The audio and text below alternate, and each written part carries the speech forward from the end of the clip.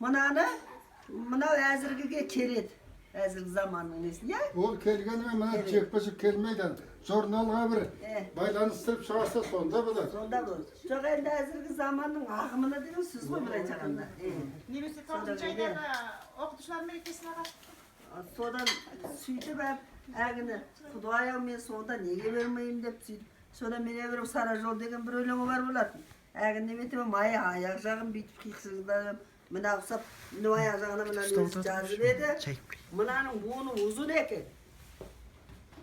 Мынаның аяққа қосқанының буыны қысқа екен. Пайдаланып көрейін. Болса болады, болмаса баяғы бір естелік болып қалады ғой. Адамның Мынаны өзіне биғайға сөйлесейін. Табаның осындай бір қалдығы бар еді.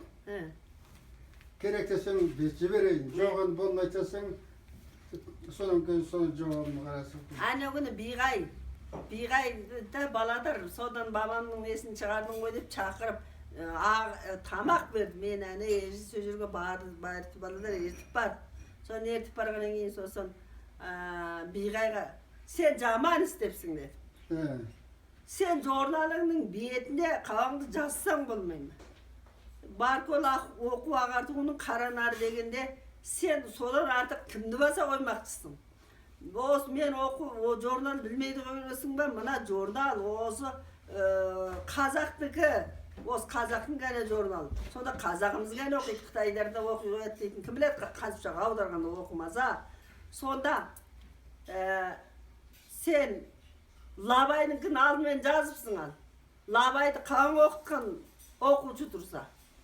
Енді Лабайдікін демесін, Лабайдікінің алдында бассаң, дәл Баркөл қалқының мұғалымдары қауаңды басып қойыпсың, Лабайды артында қалдырыпты демейді.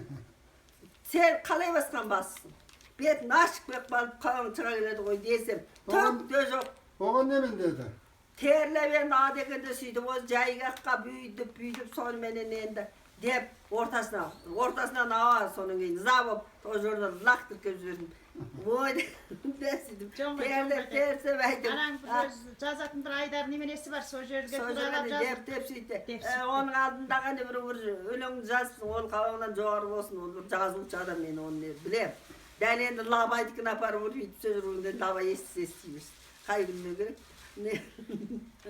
Сонда сен араның басқаның қат екен.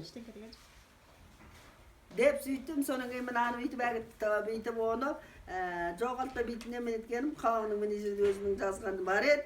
Не біреуді ұмытып қаппын, біреуін ұмытып қаппын демедім.